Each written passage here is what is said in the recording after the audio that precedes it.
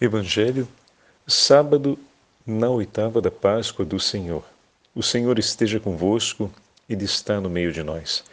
Proclamação do Evangelho de Jesus Cristo segundo São Marcos. Glória a vós, Senhor.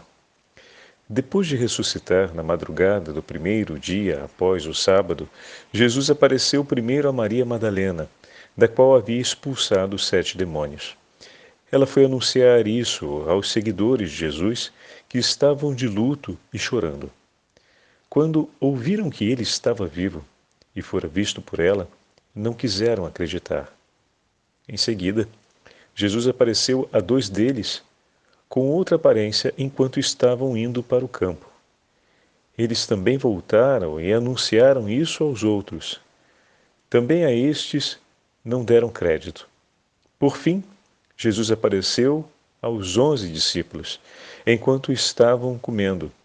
Repreendeu-os por causa da falta de fé e pela dureza de coração, porque não tinham acreditado naqueles que o tinham visto ressuscitado. E disse-lhes: Ide pelo mundo inteiro e anunciai o Evangelho a toda criatura. Palavra da salvação. Glória a vós, Senhor. Sábado na oitava da Páscoa do Senhor, em nome do Pai, do Filho e do Espírito Santo. Amém. Queridos irmãos e irmãs, a Santa Liturgia hoje nos leva para o 16º capítulo do Evangelho de São Marcos e nos entrega a aparição e o anúncio do Senhor a Maria Madalena. Como nós percebemos, o Evangelho de São Marcos tem uma narrativa muito mais compacta em relação ao anúncio da ressurreição, sendo bem conciso em toda a sua redação final, ou seja, a redação do último capítulo. Nós vamos ver as 3 aparições citadas aqui, a aparição a Maria Madalena, a aparição ao que, por relação, vemos que se trata dos discípulos de Emaús, que é apresentado no Evangelho de Lucas, e depois vemos também a aparição feita aos 11, que nós ouvimos com tanta abundância de detalhes na redação do Evangelho de João. Então, as 3 aparições, elas são acompanhadas da chamada de atenção feita pelo Senhor, da advertência do Senhor, à incredulidade daqueles que ouviram o anúncio a respeito da sua ressurreição. Eles, ouvindo que ele estava vivo e que fora visto por ela, e depois que fora visto também por eles, não acreditaram. Eles foram anunciar aos restantes, mas não acreditaram. E Jesus, finalmente, quando aparece aos 11, estava à mesa com eles, censurou-lhes pela incredulidade e a dureza do coração, porque não haviam acreditado aos que o tinham visto ressuscitado. O anúncio da ressurreição vem comunicado agora por nosso Senhor, mas inicialmente ele foi mediado por aqueles corações a quem ele se apresentou. Que grande significado tem para nós essa sensibilidade que o Senhor apresenta no Evangelho. Ele poderia, por primeiro, ter escolhido aparecer para os discípulos, mas fez com que o anúncio chegasse primeiro até eles. É claro, faço aqui uma interpretação livre dessa sensibilidade. Eles irão anunciar aos homens Cristo ressuscitado. Eles que viram o ressuscitado e trazem consigo o vigor da vida do ressuscitado, irão anunciar aos homens que não viram o ressuscitado a ressurreição de Cristo. Por primeiro, eles viveram essa experiência antes de cumpri-la. Olha que interessante essa sensibilidade, né? Então foram visitados por Maria Madalena, estamos no Evangelho de Marcos, né? Então foram visitados primeiro por Maria Madalena, que viu o ressuscitado e trazia consigo o vigor desse encontro com o ressuscitado, ou seja, o vigor dessa vida visitada pela presença do ressuscitado, depois será definitivamente transformada pela vinda do Espírito Santo, né, em Pentecostes, mas visitada pela vida do ressuscitado, assim também os discípulos de Emaús, porque quando eles voltam, não voltam só para fazer a narrativa de um fato, é importante termos isso claro, eles voltam com um coração incandescente de amor. Nós usamos essa expressão quando meditávamos a respeito dos discípulos de Emaús. Então existe ali uma transformação pela vida do ressuscitado gerada no coração deles, né? De maneira que agora eles estavam abertos para acolher o anúncio da ressurreição, mas, sobretudo, tinham feito memória do Senhor e estavam cheios da vida que vem de Cristo, a palavra, iluminados pela palavra, né? Então, traziam consigo a vida que receberam do ressuscitado. Então, dessa forma, eles que viram o ressuscitado, que escolheu permanecer com eles, que os encheu outra vez com a vida que lhe é própria, através da palavra de Deus, que iluminou a compreensão deles a respeito da Sagrada Escritura, podemos dizer que abriu o coração deles à compreensão do mistério de Deus. Eles assim se apresentam diante dos discípulos. Eles encontraram o ressuscitado, eles trazem consigo a vida do ressuscitado. E os discípulos, vivendo essa experiência, poderíamos dizer, que provam inicialmente, quase um workshop, hein? Por favor, não me vejam dessa forma, mas é apenas para pegar essas marcas que parecem tão delicadas no texto. É um elemento secundário, mas interessante do ponto de vista relacional, porque eles tiveram dificuldade em receber o anúncio. Quantas serão as almas que terão dificuldades também de receber esse anúncio? Porém, o Senhor, antes deles partirem em missão, enviou a potência do Espírito Santo sobre eles para assegurar a grande eficácia sobre o agir missionário no anúncio do Evangelho. Mas não para por aí. Diante da incredulidade deles, o Senhor teve paciência e veio ao encontro deles. Ou seja, diante da incredulidade deles, o Senhor não os largou de mão, deu um passo a mais em favor deles. Veio ao encontro deles. Então isso também fica como uma memória real da experiência com o Senhor.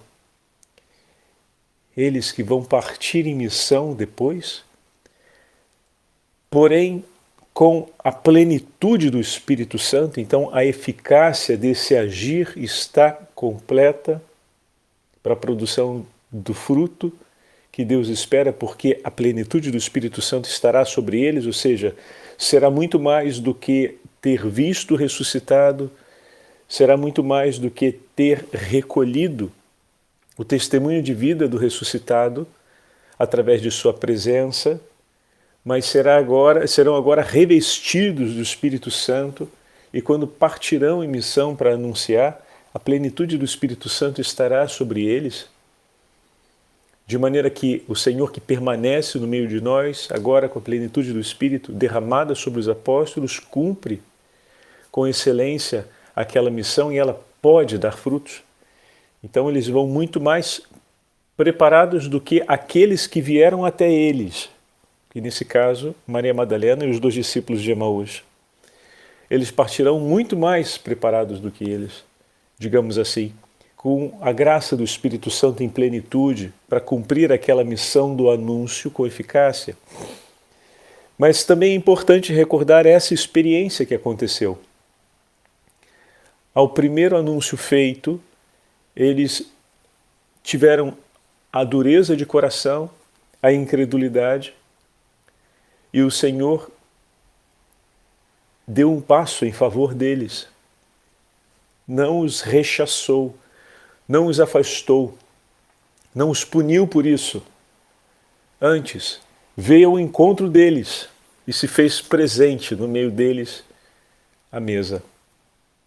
Assim também eles, quando sairão para anunciar, encontrarão a dureza de corações, encontrarão a incredulidade e terão sobre si a potência do Espírito Santo, mas é importante que não se esqueçam jamais da forma como Jesus lidou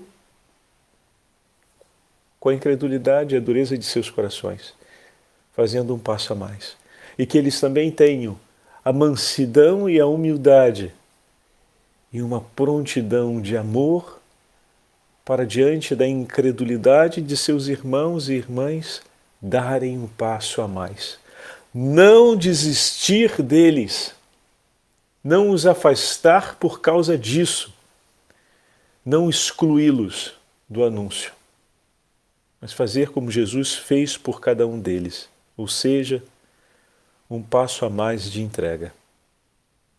E isso nós podemos suplicar ao Divino Espírito Santo essa graça, tanto que o Senhor concede a Pedro, como temos acompanhado no livro dos Atos dos Apóstolos, os sinais que acompanham o apóstolo, como, por exemplo, a cura do paralítico, um passo a mais diante da incredulidade daqueles que poderiam estar ali, acolhendo o anúncio de Jesus, eis que se cumpre um sinal em favor da conversão de todos aqueles que escutam o anúncio. E olha que o anúncio já tinha sido um sucesso desde Pentecostes, porque uma legião de pessoas se convertem com a pregação dos apóstolos. E aqui nós falávamos, né, que como o Senhor concedeu a eles a plenitude do Espírito Santo, a eficácia da missão apostólica está assegurada, porque é o próprio Espírito quem age, quem cumpre.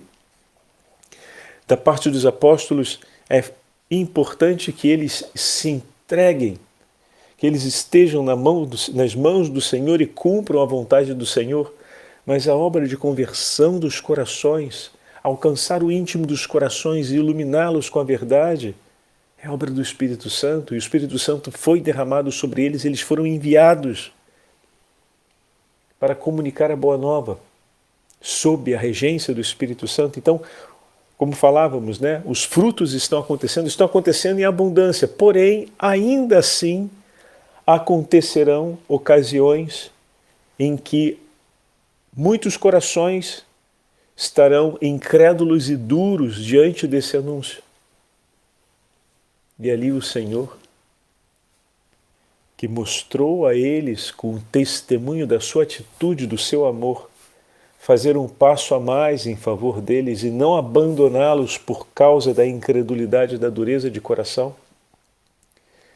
também abençoa e concede aos discípulos a graça de realizarem sinais prodigiosos, ou seja, de darem um passo a mais em favor daqueles que se encontram na incredulidade e na dureza de coração, a fim de que se convertam, a fim de que, vendo os sinais, acolham o anúncio que lhes foi dado. Dessa forma, o sinal da presença do ressuscitado à mesa com eles abre o coração dos discípulos e permite que o Senhor adverta cada um deles, os censure, como diz o texto, pela incredulidade e pela dureza de coração, a fim de que se convertam. E logrou sucesso, porque de fato os seus corações se abriram, a dureza se desfez e eles acreditaram. Ó bom Jesus, que sempre faz um passo por cada um de nós, que esse testemunho, meus irmãos, nos ilumine na hora de cuidarmos da nossa família, da nossa pastoral, da nossa casa, daquela dureza de coração de um pai, de uma mãe, de um irmão, de um familiar, de um marido, de uma esposa, talvez até dos seus filhos,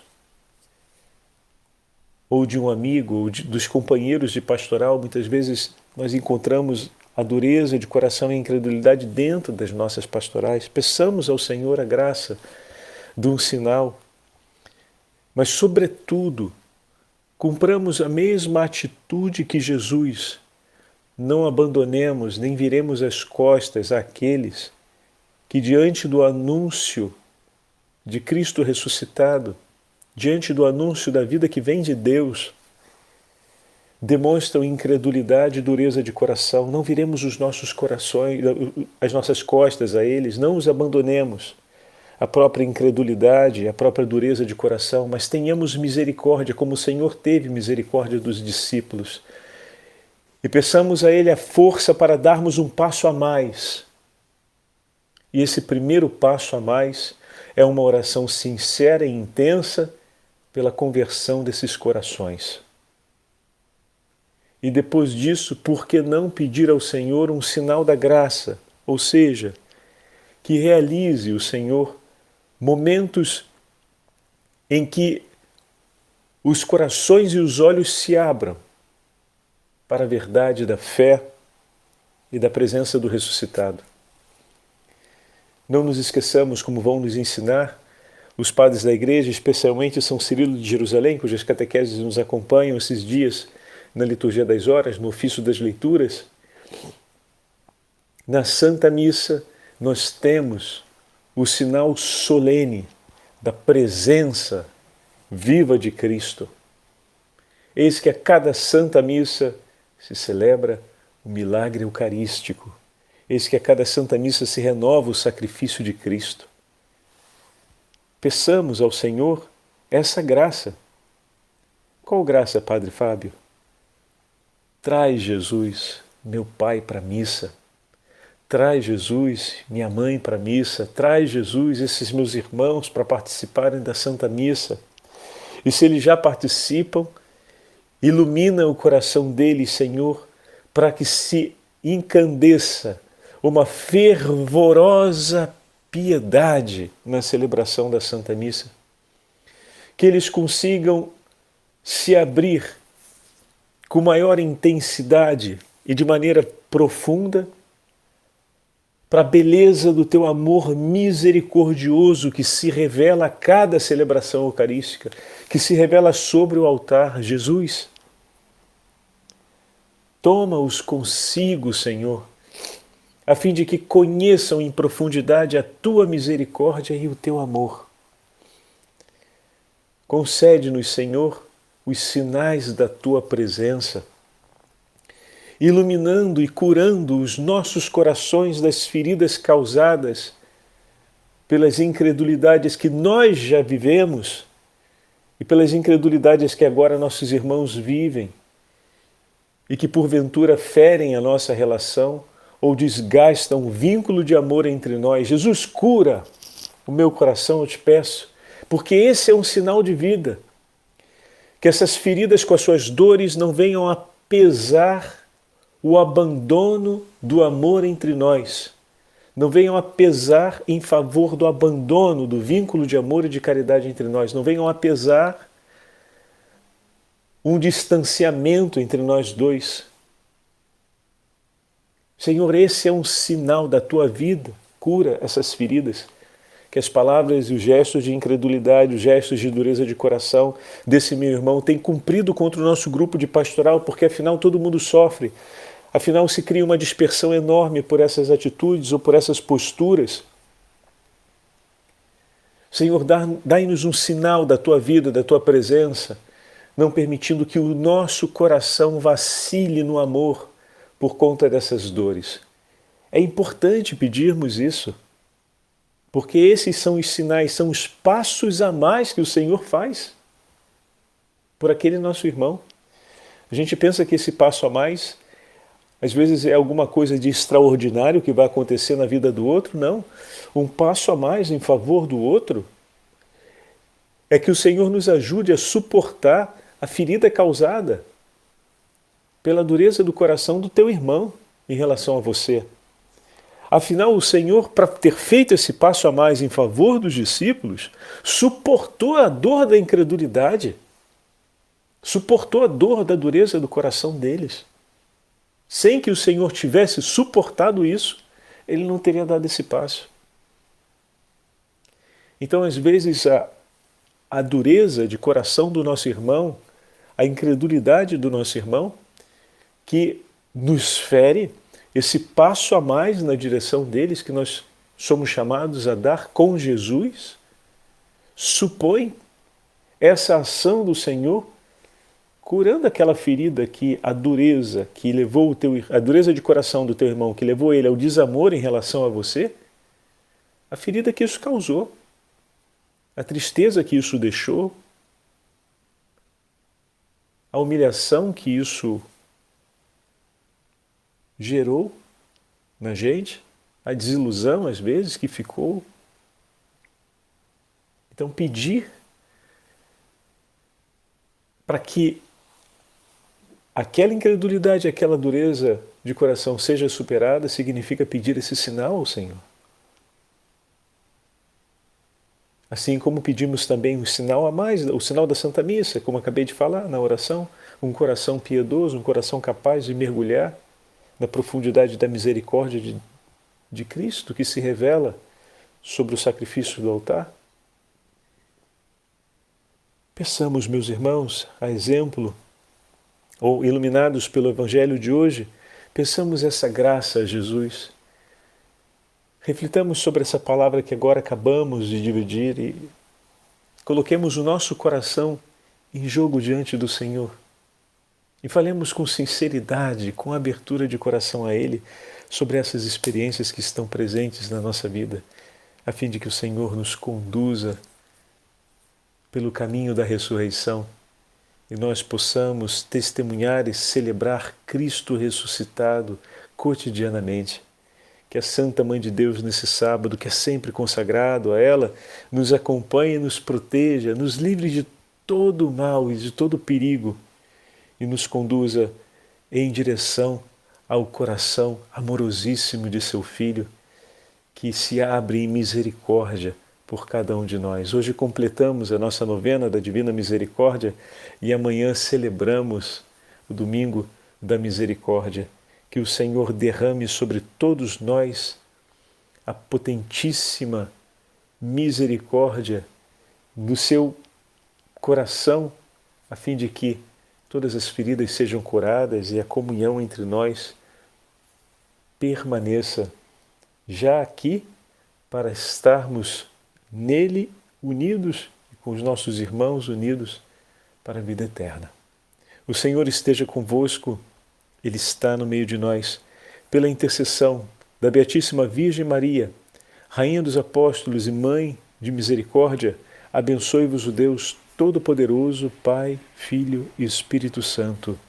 Amém.